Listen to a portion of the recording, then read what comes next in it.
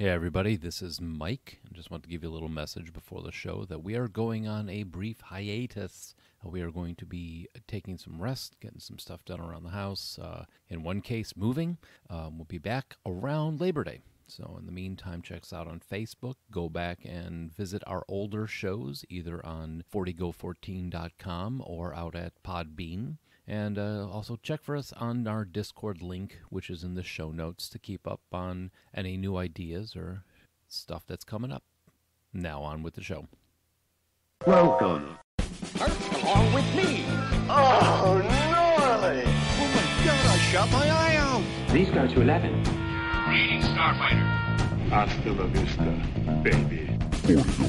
14. Hello, everybody, and welcome to 40 Going on 14. I am Mike. I am Patrick. And I'm Josh. And this week we're looking at Father of the Bride, which is something that has a little something for everybody to hate.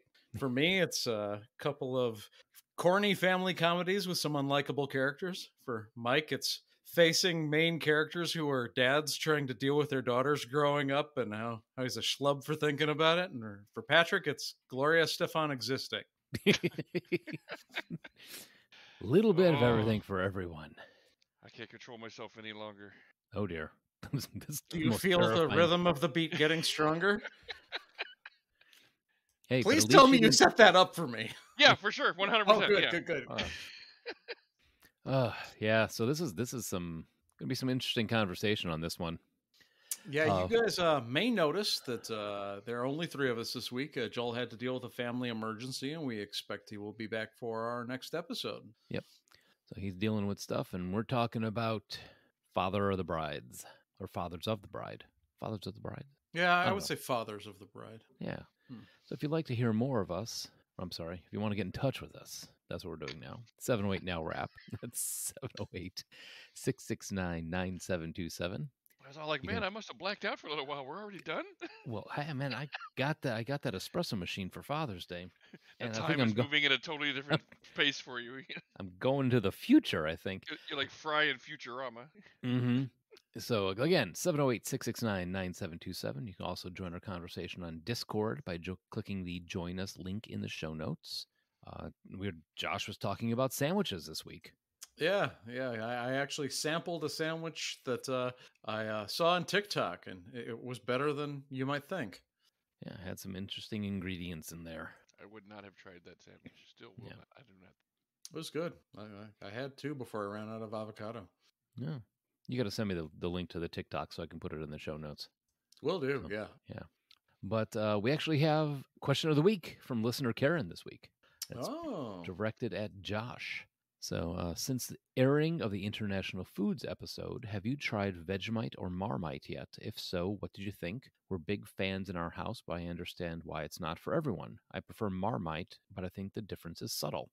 You know, I haven't gotten around to it yet. This is a good question considering we're just talking about me eating weird food. I am headed out probably tomorrow to get more avocados for my weird TikTok sandwich, and I need a few other things anyway. So I may put Marmite on the list because it seems to be like it would be the sort of thing I like. And once I've tried it, I will report back on the show. I have Vegemite in my fridge right now. And I like it. It's savory. It's kind of beef brothish. If that's the best way to describe it. I'll put a real thin layer of it on toast in the morning with some butter. it's a little funky, like almost a little umami, mushroomy kind of thing. Yeah. It's got that. I think I'd dig it. Does Suzanne come out and say, "Do you speak of my language?" And then you smile and make her a Vegemite sandwich? No, that never happens. That is not a thing. Nor do I travel on a trailhead full of zombie. Patrick with his references. Oh, it's spicy tonight. Everybody knows your references are off the chain. But no, I mean, I actually got my first taste of Vegemite years ago when we hosted an Australian student for a couple days at our house, and she had a little jar with her. Back then, it was more of that, like, you taste it and you kind of like, oh, you eat this. Really, now I kind of dig it. I like it. It's, it's a little twist, a little bit different from the standard putting blueberry jelly on your toast, Consistency of black tar heroin. I've heard. But in the meantime, yeah, I'm gonna go. Josh, grab yourself some Vegemite, and I want to. Well, next week we'll compare notes. Oh, okay. Yeah, maybe I'll try. I'll look at whichever I can get at the local store. I'm sure I can at least get one of them. I don't Oh, have I a know lot if- of desire to try either of them. Yeah, if you have a Woodman's near you, I know they have both Vegemite and Marmite. I don't have a Woodman's within 12 miles of me. Oh, okay. They're Sorry. like I think the the closest one to me is near you. Oh, geez. They're like the Malort of spreadable food. I don't know, man. Yeah. Well, I mean, I'll eat peanut butter and mayo, so. And you'll drink Malort. And I'll drink Malort. so you're probably preaching to the right crowd there. It's all right. In the meantime, it is about that time. This week in music, movies, and TV.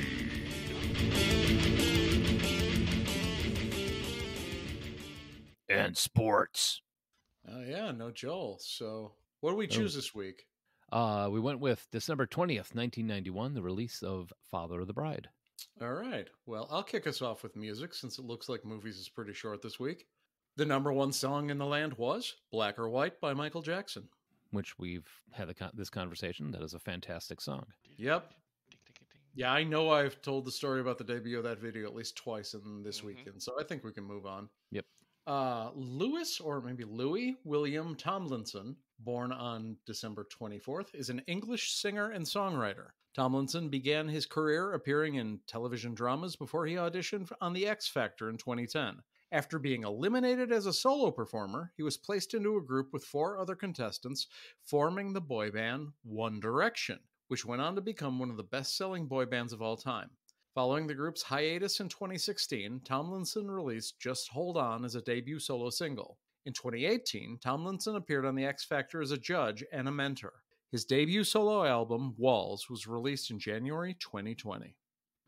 I do not know who that person is, but I do know who One Direction is. Yeah, he's one of the other guys who in One Direction. Yeah. Right. Yeah, he's their Joey Fatone or whatever. And also, Jonathan Lindale Kirk was born on December 22nd. He's known professionally as DaBaby, formerly stage name Baby Jesus. He's an American rapper. After releasing several mixtapes between 2014 and 2018, he rose to mainstream prominence in 2019. His debut studio album, Baby on Baby, peaked at number 7, and his second studio album, Kirk, debuted at number 1. His third studio album, Blame It on Baby, became his second consecutive number 1 album in the United States. I can 100% say I don't know who that is. I do know who it is, but I have no opinion on him, negative or positive. That's kind of the same way I am. Enough Yeah, said he's about him. just he's just one of those rappers. He's just there. Yeah. All right, moving directly on to movies then. The number 1 movie in the land was Fried Green Tomatoes, starring Julia Roberts, Kathy Bates, and Jessica Tandy. Actually, I don't think Julia Roberts was in there now that I think about it. Yeah, Yes, I typed that out, and now that I'm looking at it, I'm like, wait, no, that was Mystic Pizza. who was in? Mary Stuart Masterson was the lead in Fried You're Green Tomatoes. right. Oh. Damn you, teleprompter. Yeah, Damn you, completely my teleprompter fault. writer. I looked up what the movie was, and then I typed the cast by memory, and I screwed that up. Yeah. At least Anyway, you admit moving on. it. Yeah, I mean, that movie was okay, I guess. Yeah, it was Little fine. Introduced laugh me to love actually eating fried green tomatoes. That's Oh, fair. well, I obviously knew about that, but yeah, being down I here. definitely prefer Fried Green Tomatoes, the food, to Fried Green Tomatoes, the movie. Yeah, that's easy to Mhm. say. Yeah, that's not even close. Fried Green Tomatoes is the baby of the movies. This week, what happened? Meh. Movies released this week included JFK, Bugsy, and the acronym of the week, which is TLBS, which I'm pretty sure stands for that leaky booty sludge. Ew. Ew. Oh, Ooh. Oh. That got a better reaction than I anticipated. That's tab 58. Oh, Ew. yuck. No, that is the Last Boy Scout, Oh. which I do think is dirty booty sludge. I was gonna say that movie is leaky booty sludge. All right. So TV top shows in the land were a very 90s, 60 Minutes, Roseanne, Murphy Brown, and Home Improvement. Yeah. Guy behind a fence. But also, this week's news coverage was dominated by the dissolution of the Soviet Union into the Commonwealth of Independent States, culminated by the resignation. Wow. Playing Joel today will be Mike. culminated by the resignation of Vladimir Gorbachev. Yeah, that was a hell of a lot going on right there. Right. Mm-hmm. And then on December 14th, Steve Martin kicked off Saturday Night Live by singing Not Gonna Phone It In Tonight. Which is one of my favorite intros to Saturday Night Live ever. Oh, Steve Martin intros are always the best. Are you familiar with that one, though, off the top of your head? I think I am. I have to dig it up, though. It's in the But chat. I was also, gonna say, I'm pretty sure I saw that one. on December 17th, ABC aired the 6,000th episode of One Life to Live. Good Wow. God. Isn't that show still running? Yeah. And this was 1991. Yeah. They have to be at like 24,000 somewhere around there by now. They have to be like 3-4 times as much. That's got to be insane. It's Yeah, somebody look that up while I'm reading sports. Come on. Born Christmas Day, Mahmood Hussain was a Pakistani cricketer who played in 27 test matches from 1952 to 1962.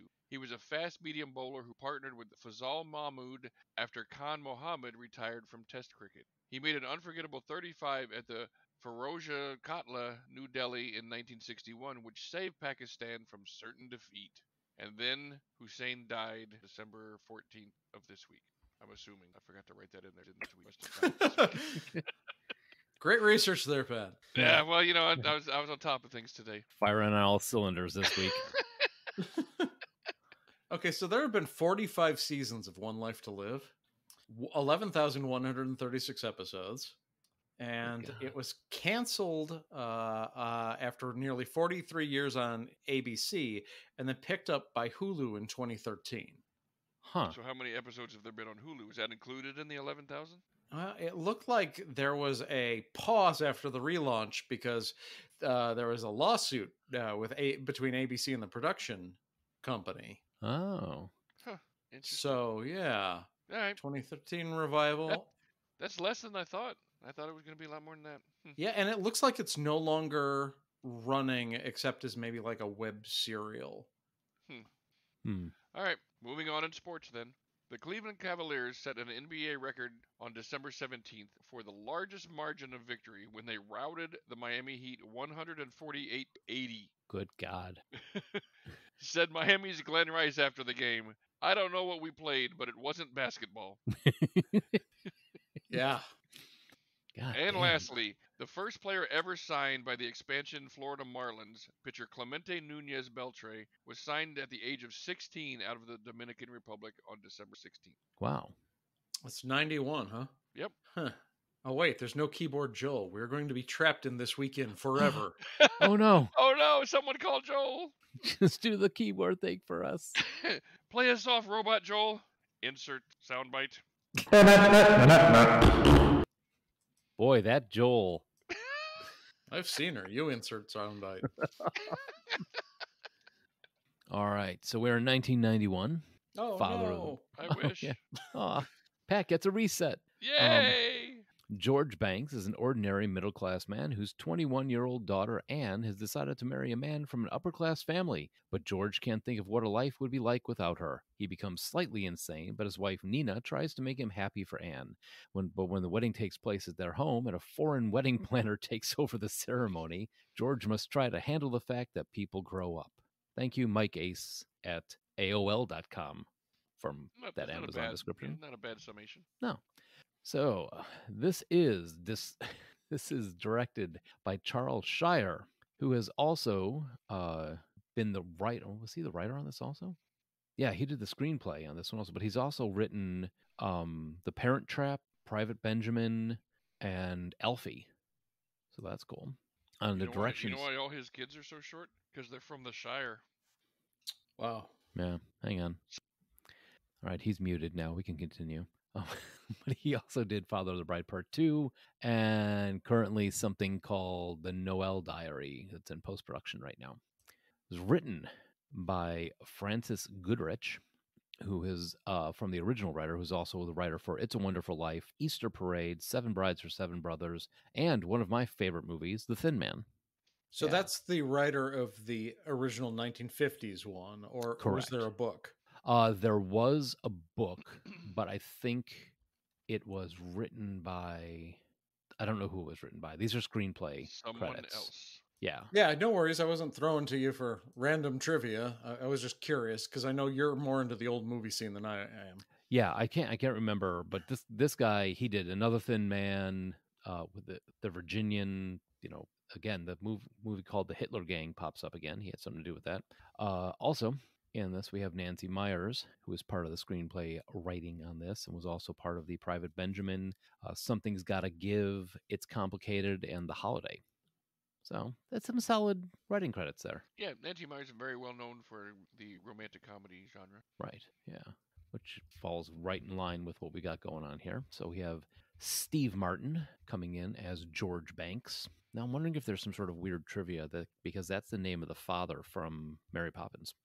Or if there's a weird connection there. Yeah, could just be. What's the kid? Also a Diane Keaton as his wife, Nina Banks. Diane Keaton, you may know her from Something's Gotta Give, going way back to 1977. Annie Hall from with every Nancy Myers movie out there. Yeah, pretty much. Kimberly Williams Paisley as Annie Banks. After this, she was Diana in According to Jim, the TV show. And then she's just beautiful. She's very, very attractive. Yeah. Well, she's still working. Oh yeah, looks like she's doing Sister Swap Christmas in the City, Sister Swap A Hometown Holiday. You sound like what's those Hallmark movies? Yeah. It looks Yeah. like they are literally Lifetime- Hallmark movies. Lifetime. Oh, damn it. Yeah, no, they're. She also did something called Lifetime movies are the I burned my husband in his bed. Yeah, that's like the burning bed type stuff. Yep.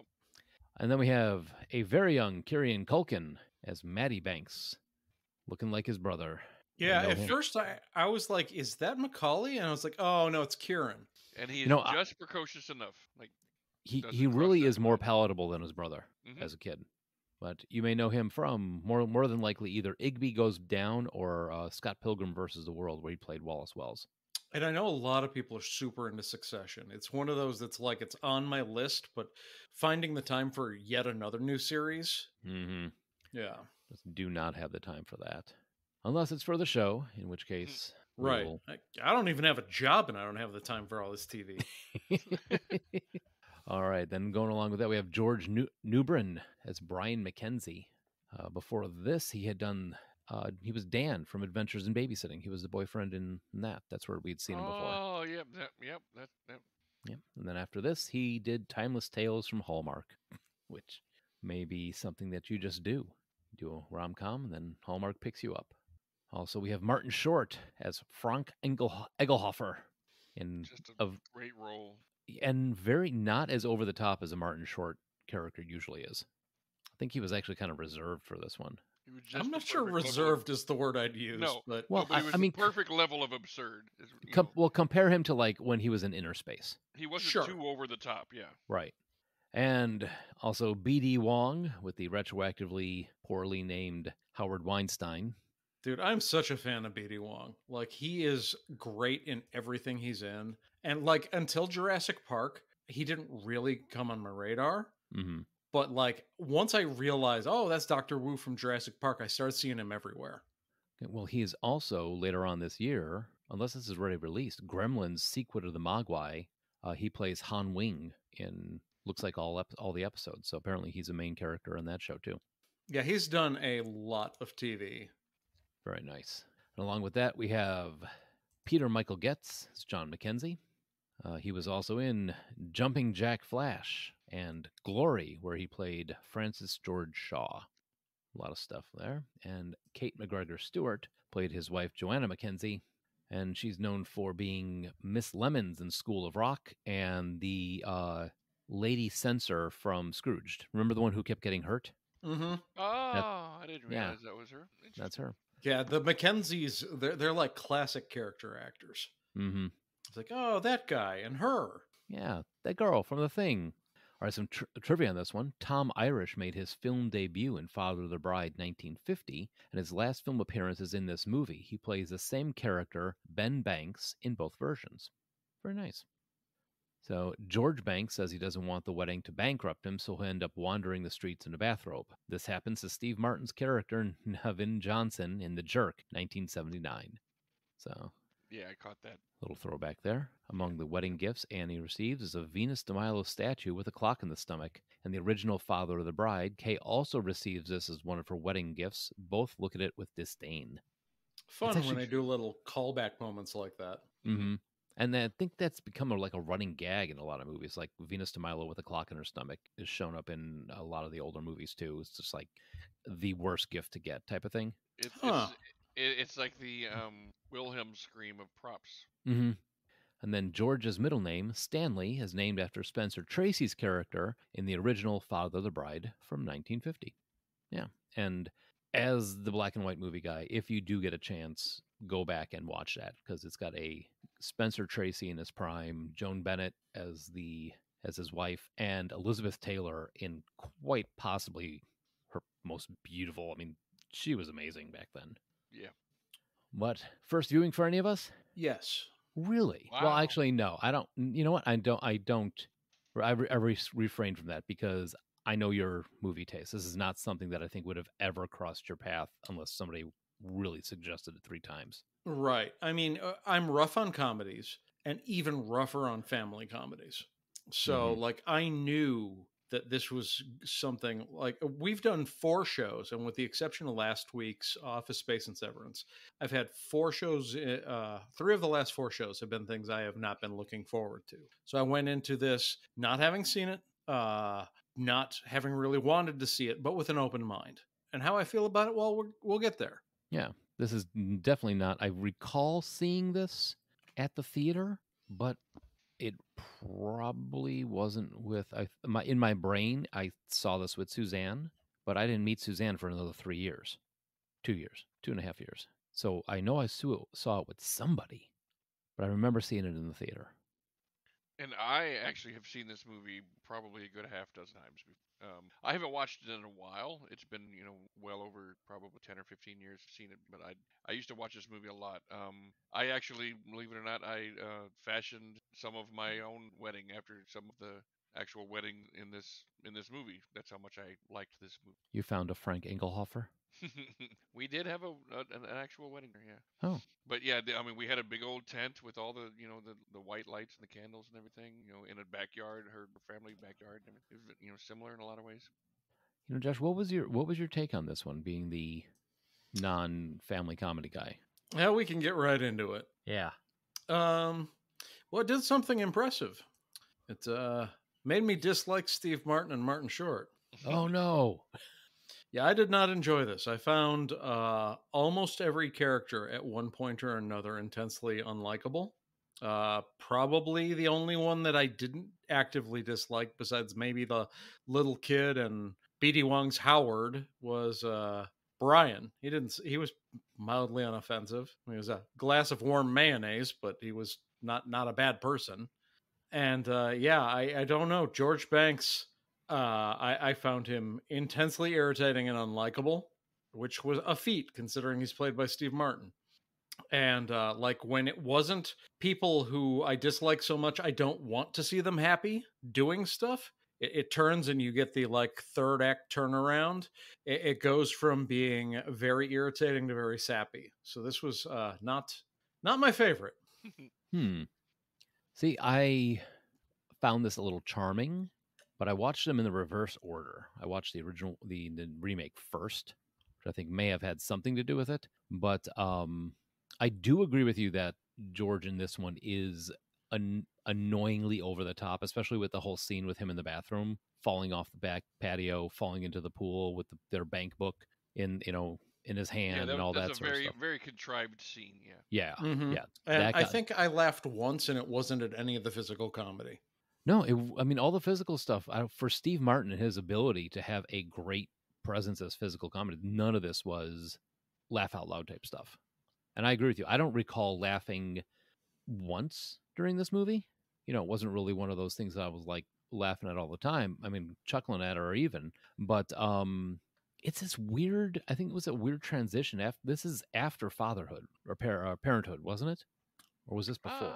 I'm not sure. They're right around the same time. I know that. Yeah, because there was that strange time where they were hawking Steve Martin as the new Family Guy, not Family, but the new like family entertainment Yeah. type guy. And I knew everybody like that knows of any of Steve Martin's old like 1970s, early 80s stuff. Everybody was like, that don't sound right. That's not the Steve Martin I know. But it was a phase of his career, and it's the reason I tend to like him is because I know I don't like this sort of movie, so I don't watch that phase of his career. Got it. Hang on, I'm looking up to see where Father of the Bride shows up on this. Yeah, I'm looking at it too, and I see Cheaper by the Dozen is around this. He did Cheaper by the Dozen 2. Yeah, and this is right around the same time as L.A. Story, which I think is actually a pretty good movie. Yeah, and Grand Canyon is only a little bit is around the same time as L.A. Story, and I like Grand Canyon quite a bit. Yeah, very different. I mean, I will tell you this, even though, Steve Martin and Martin Short weren't real on their best form here, you can definitely see how they will get to what they're at right now in Only Murders in the Building. Oh, for sure. Yeah, I'm a fan. I haven't watched much of it, but what I've seen I like. Yeah. That's good stuff. But no, I mean, there was some tugging at the heartstrings stuff for me, the girl is as old as my daughter. She's getting married. And I'll tell you right now, there was one year at Halloween where she decided that she was going to go as a ghost bride with like the sugar skull makeup. So we went to a secondhand shop and she found a wedding dress to dress up in for Halloween. And she puts it on. She comes out. She goes, "Do you think this will work?" And I just walked away. And Suzanne's like, "Daddy has to go take." Yeah, I'm sure he thinks you look fine. I think it'll work, but no, because he's going to help me with the makeup. I want to know. I was like, "Daddy just needs to step away right now." He needs to go outside before he has a stroke. Yep, pretty much. Yeah, and I figured that this would be more both of you guys' thing than mine. I was, like I said, I walked into it with an open mind, hoping I'd be wrong. Unfortunately, it didn't hit for me. And my whole thing on it is like I don't necessarily look to this movie for like enormous laughs or anything. That's not what it's for. I mean, Steve Martin's one of my favorite comic actors of all time, but that's not why I watch this. That's not why I like this movie. I like this movie for the sentimentality of it, for the sappiness, it's the kind of cheesy that I enjoy. It's not over the top. It's not ridiculously whatever, and there's just a part of me that like wonders like if I had made different decisions in my life, if I would have ended up being a George Banks type of character. So, I mean, watching this feels in a way like looking at an alternate, mirror, or not mirror, what's the multiverse version of myself? Where I'm Sure. successful or something, and have children like I used to think I wanted to back in the day. And, because that's when I watched it back in the first time I watched it was when it was new. And that was when I still was young and, thought I was going to actually be that guy. So when I was actually thinking I was the Brian McKenzie character, and now I see myself more like as I'm older, I have to like put myself in the George Banks shoes. Sure. And it's interesting because I don't want to dunk on this thing for being what it is. I mean, that's not fair. You know that by the end of the film, you're going to have a happy wedding, and daddy and daughter are going to be closer than ever. Mm-hmm. And he's going to learn some lessons. Like, that before the first scene. It's like, that's what this thing is. I guess usually when I evaluate this sort of thing is like, do I buy it? And do I think that the ending that they're trying to get to from where they start in the beginning, do I believe that was earned? And for me, this particular one didn't pass that smell test. Yeah, and it's got some weak points in it. I mean, how I hate, stupid forced drama that isn't really drama, and the whole scene when, he buys her a blender and she's going to break it off. That's crap. It's not going to, the wedding's not going to get called off, so that whole scene it's a bunch of crap. Well, and there's some stuff in here, and we go back again real quick to the whole thing. Our difference in movie is I don't have to like the characters, love them or whatever. They don't have to be good people for me to get a laugh out of them and enjoy watching them and care. I'm not that. I don't care that much like you guys do about that kind of thing. Go ahead, Mike. Sorry. No, I forgot what I was going to say. Something something about contrived. Well, just make me laugh, and I'm not going to necessarily care if you're and this is where I think I was going, is that you're right. There's any sort of conflict that is going to occur in this movie is going to be fixed in the next 15 minutes anyway. There is no risk that this wedding is not going to go on. It's cotton candy, happy-go-lucky family, making this new persona for Steve Martin as this family And just family entertainment guy. this is not a movie where you're going to watch a family in struggle. This is not that movie. I mean, the big struggle for these guys is, are they going to a Paul Simon concert at the Forum or not? For Right. sure. And that's why I wanted to qualify anything I had to say about it, for like, I recognize what this is and how it needs to tell a certain sort of story. But like I said, there's just a few things that didn't work for me. And thinking back to it, like when I was talking about that, I didn't find the characters likable. I was talking with my wife Sarah about it, and she was like, "Well, what about Nina?" And I was like, "Okay, if you get to a point where you're playing a scene straight, not for laughs, where you are not going to let your husband out of prison unless he decides to completely change the way he is, your marriage is in trouble." Mm-hmm. That is not like a healthy way to deal with someone going through a struggle in life change. I get that they were trying to do this, like, this is the tough love he needed to hear thing. Yeah, she's just trying to center him because he's not being himself. But you've got this crazy unequal power balance in that situation that made me really uncomfortable about, like, I mean, do Nina you as a really character. honestly believe that if he hadn't repeated that she was going to walk away and leave him in jail? Come on. But it wasn't played for laughs. If you're playing it seriously, I take the scene seriously. But I'm just saying, like, the implication is not that she's going to leave him there. The implication is just like, you need to agree that you're being ridiculous. It's not like she's saying, like, I'm going to let you rot in prison forever if you don't agree to this. It's just, we need to go through these steps before you need to get your head on before we. Yeah, you got to get your head straight before you're going to come home. I don't think it was I think it was played for the exaggeration of it. Not as the. Yeah, I didn't see anything like dangerous or malicious or worrisome at all in that. Yeah, it's not like she was like, "Yeah, don't drop the soap, honey. I'll see you later." Right. Yeah. Sure. I don't know that you necessarily have to take the threat of him staying in jail for a long time seriously for it to be a problematic scene, though. And it just, like I said, I had some feelings about it, and it was the thing that I was along with Nina as a character who I could feel good about until that scene. I felt differently after it. Yeah, I didn't see that much into it. I could see Suzanne giving that speech to Mike. How do you think I identify so much with this movie? Damn it. Jesus. And that's how Pat died. I had just inhaled, Dick. You just inhaled dick? Leave that to after the podcast. I inhaled, dick. Well, good for him. Oh, shut up and move along. No, I didn't. I mean, I didn't see that. I'll leave you in jail. Oh no! Gonna leave me in podcast jail. Yeah, and like by the end, like obviously Frank is less annoying and more heartwarming. It's not like the film didn't have any moments, but I don't know. It was very safe. The good night scene was cute when the two kids are saying goodnight to each other.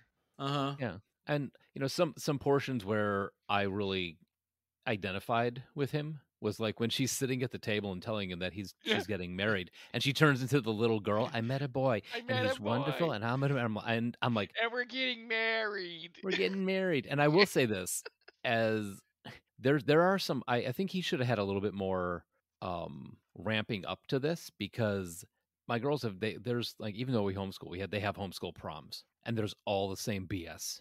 There's buying the dresses, there's buying the flowers, and getting the hair done, finding the shoes, and all that other stuff. And at one point, like the first one, I was kind of like, well, let's not get too crazy here. By the second one, I was like, you know what? Here's the card. Go do what you need to do. Because I made that mistake of like, well, why don't we, God forbid, you ever want to get a look from your daughter? Suggest that we go to a resale shop. Let's go to Goodwill and see if we can find a prom dress there. And like, there was like an open. I mean, I don't know where the record scratch came from, because we don't even own a record player. Suddenly, a DJ walked in the door just to go. There's somewhere that noise came from. It was audible, and it was like, like, you're right. I don't know what the hell I'm talking about. I'll be over here. Thank you. Do your thing. But yeah, there's definitely some ramp up in having daughters and finally reaching. I think that's what proms are kind of like, the testing out the waters of that sort of thing.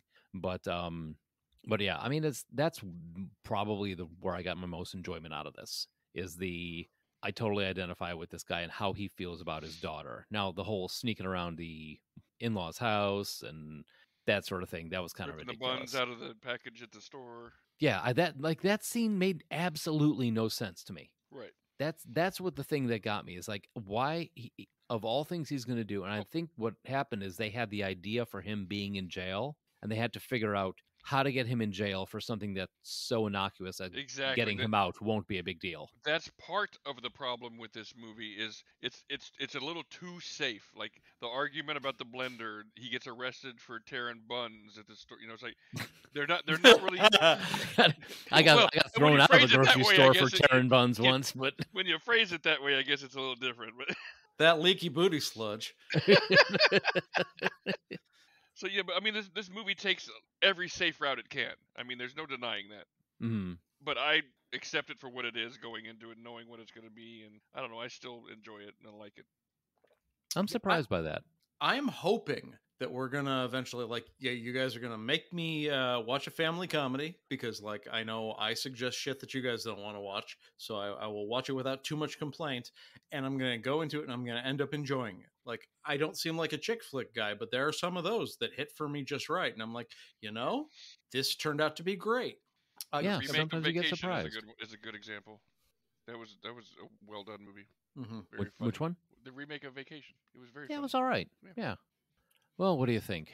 Yeah, I mean, the remake is brand new, so I think we should probably talk about it. Yeah, we'll be back in a little bit, and Pat's going to get his Gloria Estefan on.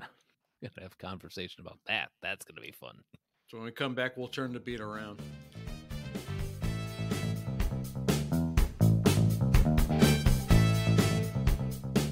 So 2022, they had the idea that they should remake Father of the Bride with a Cuban twist.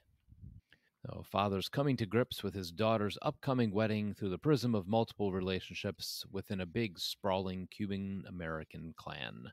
This is on HBO, directed by Gary Azaraki. That sounds right. It Kinda. does. Alazraki? Elazraki? Yeah. Elazraki. He has directed before this Club de Cuervos and We Are the Nobles. Club de Cuervos came out in 2015 and was Netflix's first original series that was in Spanish. So that's kind of Okay. cool. But outside of that, he's got 3 things under his director belt. This is written by Matt Lopez, screenplay, who has done, right up your alley, here you go, Josh, Bedtime Stories, The Adam Sandler Thing, Race to Witch Mountain, The Rock Thing, and The Sorcerer's Apprentice, which was, who was in that one? The Sorcerer. The Sorcerer, of course it was. No, The Sorcerer thing. that had Nick Cage and Alfred Molina. Oh, I Huh. saw that movie. Yeah, It was goofy fun. it was goofy fun. I thought, what was I thinking? Oh, I was thinking of The Vampire's Apprentice that had, what's his name in it? Crap, from Step Brothers. Oh, John C. Reilly. Yeah. So That was this is, pretty good too. yeah, I still haven't seen that. It was So- enjoyable. So this is not based off of. They've got it based off of the novel, which was written by Edward Streeter. That was the name they were looking for in the last half. Who also was the writer of, outside of the original Father of the Bride, the sequel. You're gonna like this, Josh. Father's Little Dividend. Okay. Yeah. He also was the strange title. writer. There was a Father of the Bride TV series from 1961 to 62 also. So that was, they milked that for as much as they can. We talk about remakes now. I mean, that was just as bad back then. Yeah, I feel like I'm in hell. So this stars Andy Garcia as Billy Herrera, Gloria Estefan as Ingrid Herrera, and those are the names you know. Moving on, we have Adria Arjona as Sofia Herrera. She has been in Pacific Rim Uprising and Melissa McCarthy's Life of the Party. That's Oh, it? wait, scrolling. Yeah, Yeah, she was in a bunch of other stuff. Yeah, she True was in, Detective. she was Anathema in Good Omens. Oh, that's right. Yeah, So, yeah. like, is she a name? Is she somebody? Like, Okay, I know why you're asking, because they did this weird thing where they're only showing her from the back. And You Yeah. don't see her face. Like it's going to be this huge reveal when Yeah. you see who the actress like is. they're setting up for Jennifer Lopez or something, you know? And I I'm just thought like, that was a weird choice. Yeah, and then when they showed her, I'm like, okay, who the fuck are you? It's that girl. It's I'm like, Like, are you I liked somebody her that I in- don't know who the fuck you are? It's like, I mean, just like you're a somebody. They sure. Well, built I like mean, a- we all saw Good Omens and liked Good Omens, and she was good in it. Yeah. but I mean, it took you saying she was in that for me to even remember she was in that. It's not like she's Totally fair. Yeah. You know, Well, I I think maybe they're trying to make her into a thing, like giving these reveals. Like everyone's go, "Ooh, they had this weird reveal. I wonder who she is." Maybe. I don't know. I mean, it was a very weird choice. Right, and I don't Yeah. know why you think that's a good thing to do in a movie anyway. Like, even if she was a huge actress, it's like that's not germane to the story. Right, Mhm. and it's not, and especially if she's already listed in the credits, you're not like making some big reveal. Yeah, it's not, you're not taking Darth Vader's helmet off. Right. Oh my God, The time Darth- that's the time it's effective is when you have a big star who's in a cameo. It's not that's Sean like- Connery at the end of Robin Hood. Yeah. Right. Yeah. Yeah, that's a great example right there. An uncredited, you get the voice and then you get the face type of thing. Also, Isabella Merced. Anyway, she played Dora in Dora the Explorer movie, The Lost City of Oh. Gold, Okay. which was I watched it. It was entertaining to me. I don't know how you guys would feel because I don't think you guys have ever been immersed in a Dora the Explorer my situation. nephew and my older niece were the right age for that. So like, Okay. and I thought it was cool that like I didn't watch that whole movie, but they basically took the College Humor skit and made it a real movie, Mm-hmm. practically. Yeah, that's basically what they did, and it was, while not I think they wouldn't have gotten away with it, but making it like a full R movie and just going totally over the top would have made it so much better. But then they wouldn't have got the live action Dora the Explorer type thing. But she also does a lot of voice acting, so she was in the Nut Job 2, Nutty by Nature. As Heather, and the less we say about that, the better off we all are. So moving on, Diego Boneta as Aiden Castillo. May know him as Drew from Rock of Ages. He was also in Scream Queens, and he was Diego in Terminator Dark Fate that we watched for the Terminator show. Mm-hmm.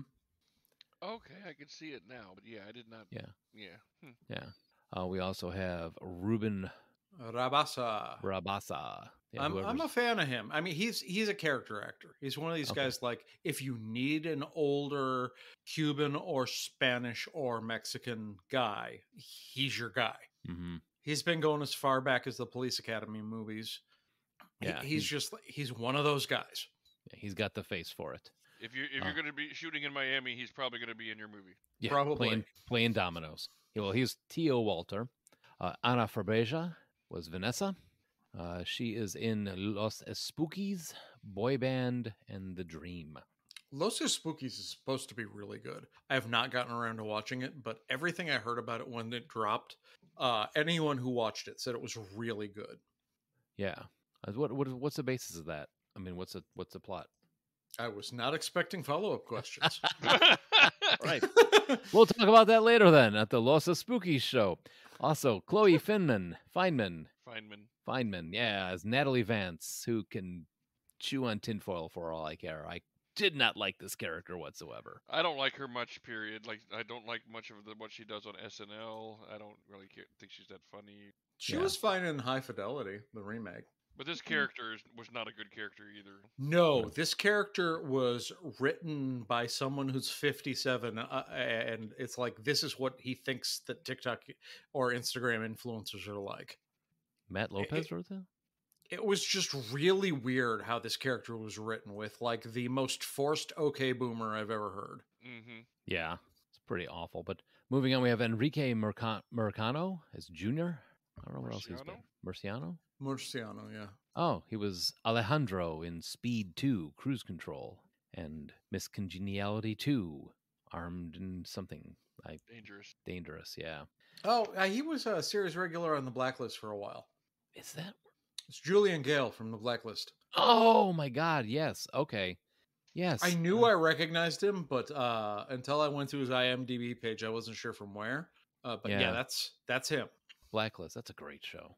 It slows down a Is that little, this but James Spader one? yeah. Mm-hmm. Pedro Deman as Hernan Castillo. He was in Collateral Damage, the Italian Bride TV series, a lot of Spanish TV series. So You're going to see that a lot as we get deeper into the cast, where there Yeah. are people who are known in the Latino dramas and comedies. That's whole world. yeah. And then, right, I don't know. I'm going to say this. I don't know who Anonymous Badger is on the show notes, but can you move the icon, your cursor off the middle? Talking Thank you. about, Now I can.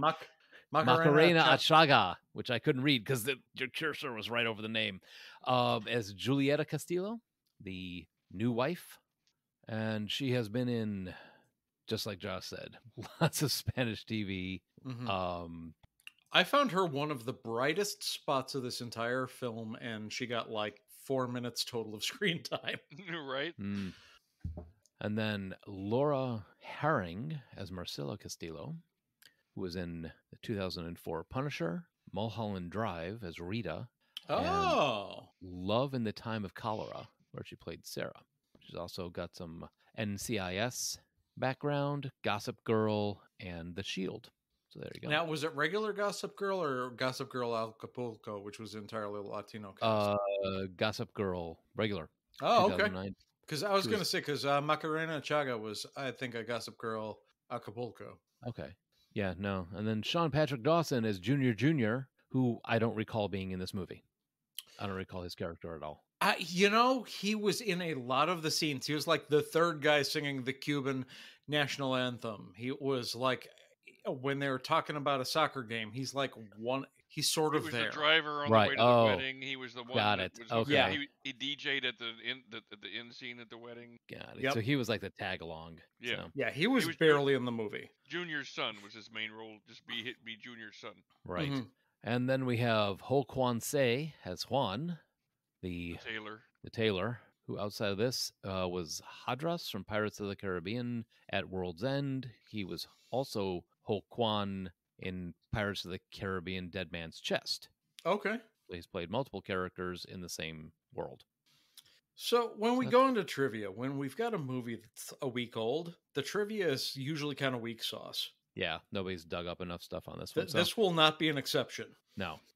This is the first Warner Brothers film to be released under Warner Discovery. In addition to being the first feature, the Warner Edition. I've got a lot of caffeine going through my system right now. I have foregone the beer and I have gone to the caffeine. I should not have bought a 50-pack of espresso pods. The first to feature the Warner Discovery byline. So good for you, Warner Discovery. I don't even know or care what any of that means. Right. Instead of being released in the cinemas, this was released via HBO Max. There you go. And Andy Garcia and Gloria Estefan previously appeared together in For Love or Country, the Arturo Sandoval story from year 2000. And those were the three most exciting trivia. Good. I will not be convinced that anyone ever thought of releasing this in the cinemas. I mean, it is definitely a known name. Andy Garcia is a draw. Like, Not anymore. I don't know. I mean, he's like not an A-list actor anymore, but it wasn't so long ago. He was Terry Benedict. He's a name though, but he's cold as shit. Not so long ago. That was over 10 years ago. Yeah, damn. I guess it was. 10 years is a lifetime in Hollywood. I wonder if this is them attempting to somebody somewhere said, "Hey, what if we made Andy Garcia as charming as Steve Martin?" And they tried this and discovered he's not.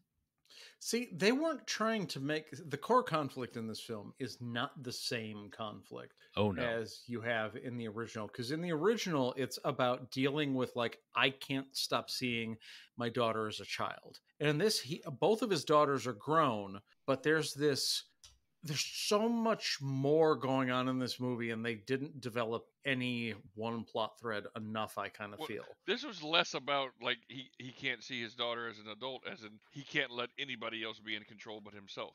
Right. You've got him struggling with, like, I don't want her to go to Mexico because I don't want her to turn her back on tradition. I'm a workaholic and I don't want my kids to be spoiled by not like learning to work for anything. I'm a workaholic and have lost the love of my wife, so now we're in the middle of a divorce in the first 5 minutes of the movie. Right. Which I thought was an interesting choice at first, But we'll get to how that decision came off the rails as well. Yeah. And then there's a whole subplot with his other daughter that seemed like it was in a completely different movie. Well, initially I thought that the younger daughter was the one that was going to be getting married, because they started it off with that whole conversation about her not wanting to go to college. Mm-hmm. You know, so then they pulled a bait and switch on that one. I mean, not that I was too attracted to any of it, but I don't know. It seemed to me like you said, they wanted to have more drama than the plot could hold. And for that, you've got okay, before the three of us rip this apart like the slowest animal on a nature program, I want to talk about the things that did work, because there were some things that did work for me better than the original. There were some things that did not work even as well as the original, which I didn't like. But there were some genuinely warm moments. I really did like the two ex-wives of the ex-wife and the new young wife playing against type for the fiance's billionaire Mexican dad. You've got the girl who's barely older than his son's fiance and the other wife, and they pretend to hate each other. But it turns out that they actually get along super well, collaborate on raising the new kid, and pretend to hate each other to make the guy jealous. And it totally worked for me. Right. Mm-hmm. Unfortunately, that's cutting 6 minutes out of the entire film. I would have loved to have seen more about that relationship. And almost all 4 minutes of the young wife, yeah. Yeah. Yeah. And her only other things was like the one scene after everybody finds out they're getting divorced. You see that brief moment where she goes, "Does this have shrimp in it?" And then they hustle her off. Yeah. She's gone for the rest of the film. The rest of her character, the rest of her character is she has a shrimp allergy. Yeah. It's true.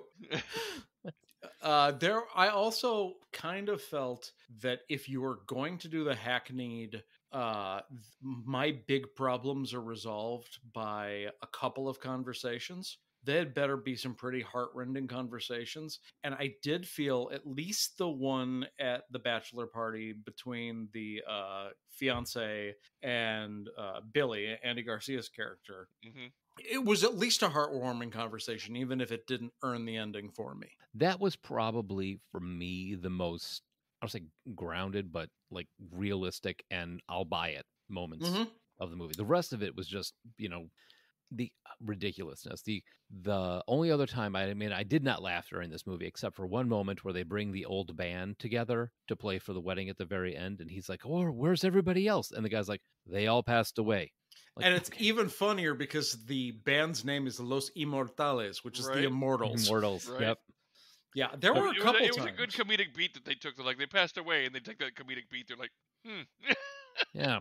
That was probably the only reason that I laughed at this whole thing. I did laugh when the guy said, like, "Why are you wet?" He's like, "The bridge was out. I swam here."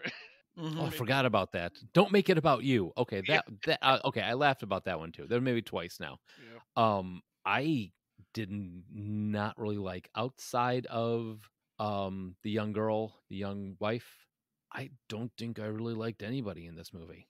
That was the biggest thing it had in common with the original, is most of the characters were unlikable. I guess Cora was okay, but like Billy and Ingrid are not likable. Sophia's not likable. The fiance again is fine. I thought Sophia was fine. Adon was fine.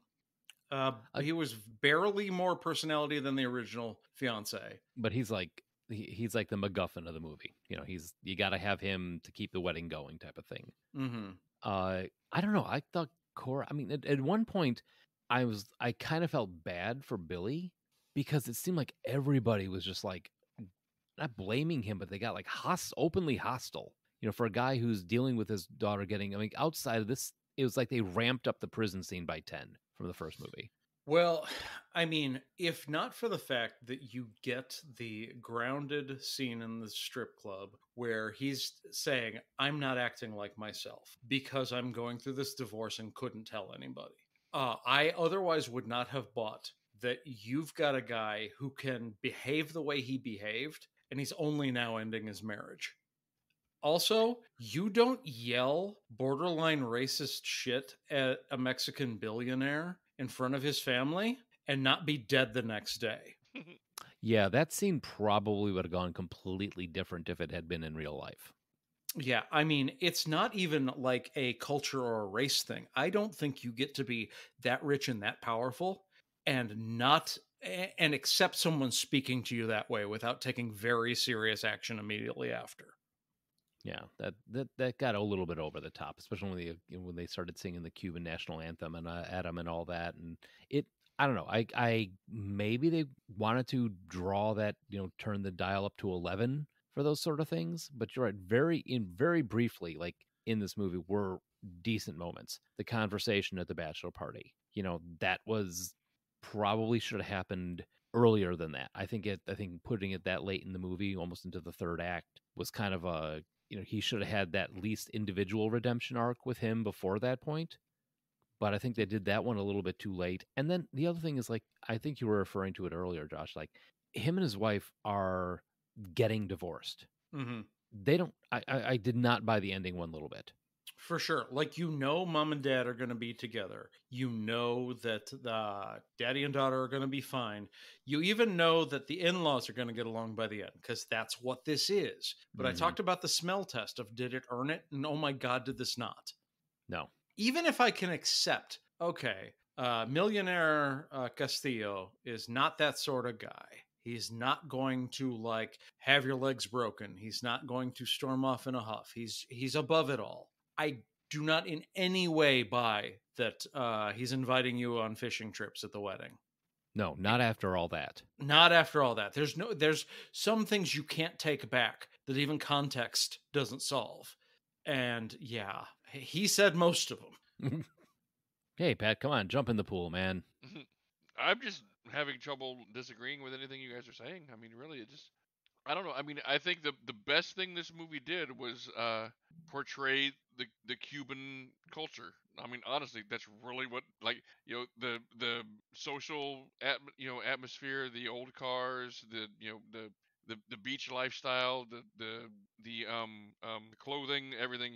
I think The it's the 24 best thing. ants showing up all cooking something for Yeah, yeah, exactly. that So- rang true for me having grown up in a Hispanic neighborhood. It's like all the tias coming out on no notice and cooking so much food that nobody could ever eat it. Yep. Yeah, that's real life right there. So that's what I think this movie did better than anything, and it's something that was just, I mean, completely non-essential to the plot because this is a plot about a family. It could be any family. So the fact that it did that the best, I mean, kind of takes away from the rest of the movie in a way because this isn't a movie about Cuban culture at its heart.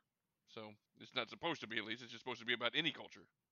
Okay. It's supposed to be about a father-daughter family relationship, and the fact that the Latino aspect of this movie took more of a focus than almost anything. I don't think it's necessarily a bad move, but it doesn't. This I think is another one of those situations that we've talked about in many of our remakes, where I think this movie would have been better if it didn't have the father of the bride name on it. That could be. I mean, and honestly, it was pretty heavy-handed. You Yeah. want to see something that like showcases a culture that's unfamiliar from your own. We're middle-aged white guys. You want to see entertainment that presents Latin culture. I'd say don't watch this. Watch In the Heights. Hell, you don't even have to navigate away from HBO Max. Or hell, the Buena Vista Social Club is better than this. Oh, For that sure. was such a great movie. For sure.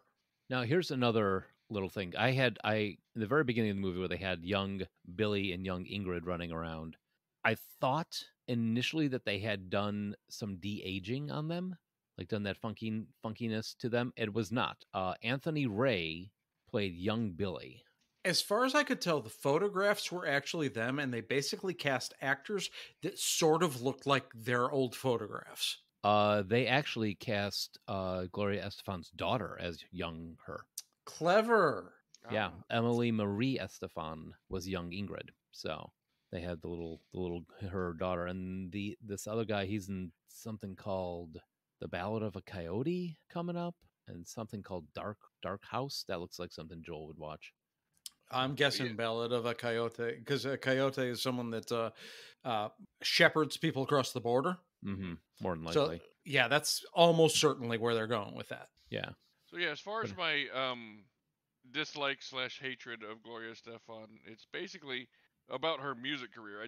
I find her music just shitty and boring. As far as her like acting in this movie, I mean, it was fine. Her character Yeah. was nothing special, so there wasn't like she had any kind of reason to stretch her acting chops. So all she had to do was either be sullen or be happy. That's all she ever had to do. Mm-hmm. Right, like you see them as a family in that flashback where it's the storm and you've got them under the blanket, and it's like that's the family I wanted to see the movie about. I didn't want to Right. see Cora's design career that's from an entirely different movie. Right. Yeah. Yeah. And I think not having Father of the Bride as the title of this movie would have changed, chaos in a Cuban household. I don't even know. Name it something else. And Don't pick because two when plots, not five. right. Well, and that's the thing. It's like you come in. If somebody says, "Oh, there's Father of the Bride," you have Spencer Tracy and you've got Steve Martin in your head. This is what I'm coming to see. This is not what they delivered. This was a character development for Billy. Yeah, I mean it was definitely wasn't a good story for Billy as far as like a character arc, but as far as like this is a comedic rom-com type of like, farce whatever, Billy was not that at all. I mean, and that's why I say like I think this would have been better served not as Father of the Bride. Well, and I'm interested in what they attempted and failed to do. You take a familiar story that's been told twice with white dudes and see, okay, let's take this story and see what happens if you do a cultural shift away from a culture I'm familiar with. Right. The problem is it wasn't done well. Yeah, exactly. I don't have a problem that they wanted to change the paradigm or that they wanted to change the nationality or anything. I have a problem with you did it in a non-interesting way. Mm-hmm. Like it doesn't matter that they're Cuban because the story isn't interesting. And Natalie and her assistant were shallow stereotypes written by someone who does not understand actual youth culture and also seemed like they were imported from a completely different movie. I don't know. Like, I think if they could have focused just on the relationship between the father, his one daughter, and narrowed it down to, okay, this is I'm afraid that my daughter's going to lose contact with her tradition, like so many young people do. And because I'm bullheaded and didn't talk to her, I don't understand that her new husband isn't taking her to his country. She's taking him to his country. You've got a good movie, but they put all these other plot threads in that muddied the waters so much.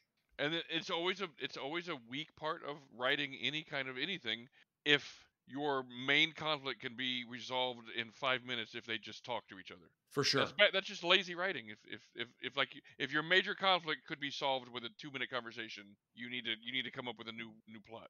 And it's not as though this didn't keep happening to Billy over and over again. It's displayed that if you'd taken 2 seconds, ask some questions, and listen to your family, you don't end up looking like a total fucking tool. Because her line in the car when she says to him, all you got to do is, say hi to everybody and then ignore me for the rest of the party and everybody will think everything's normal.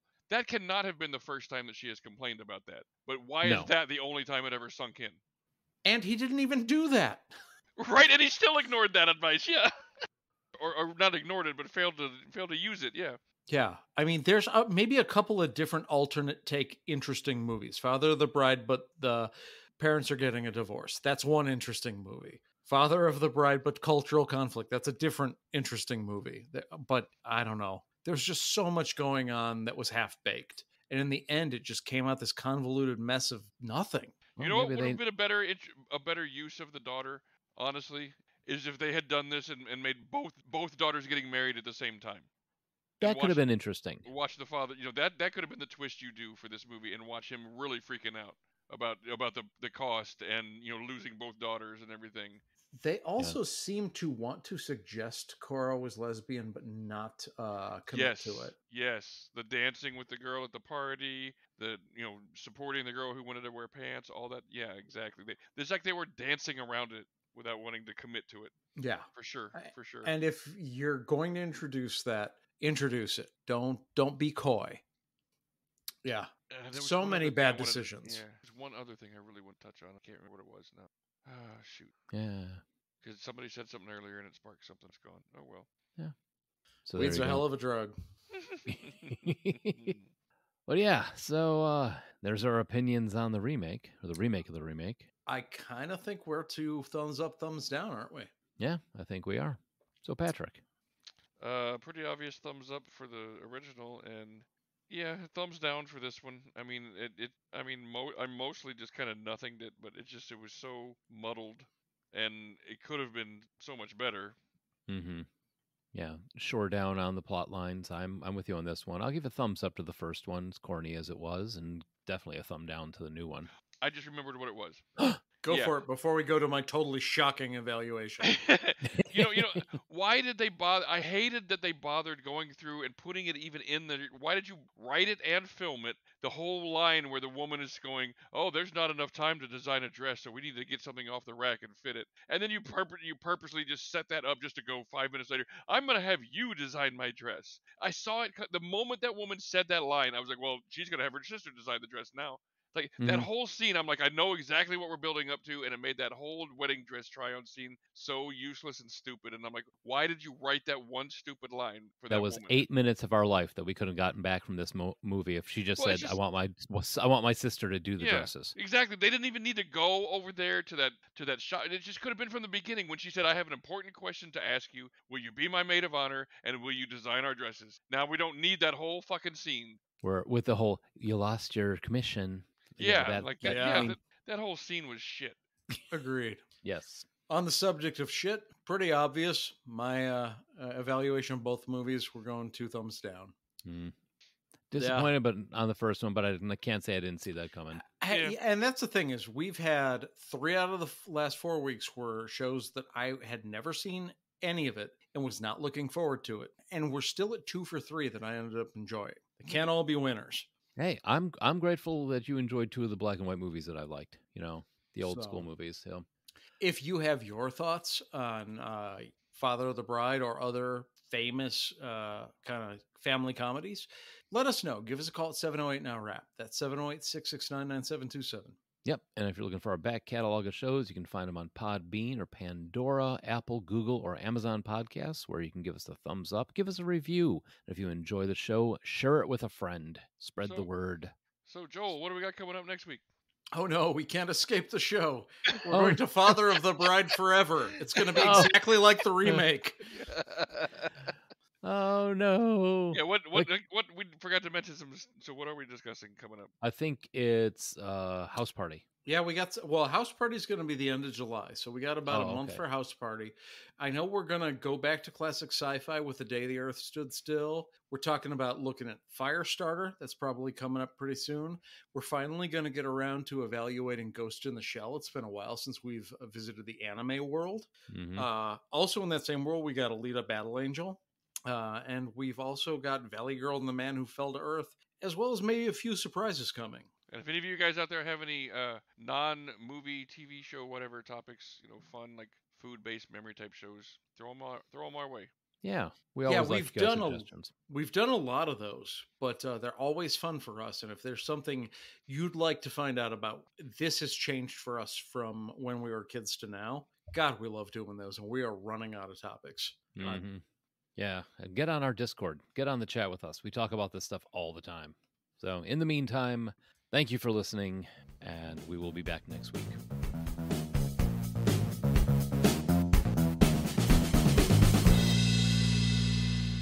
Have to pay twice as much. So you have a house that has a room that has a case that has a case that has your headphones in it. Right. And it has a clip. I like the clip. It's got a clip. So the case is for the room? I came back late. No, I got a case. He has a case for his headphones and a case for the case for his headphones.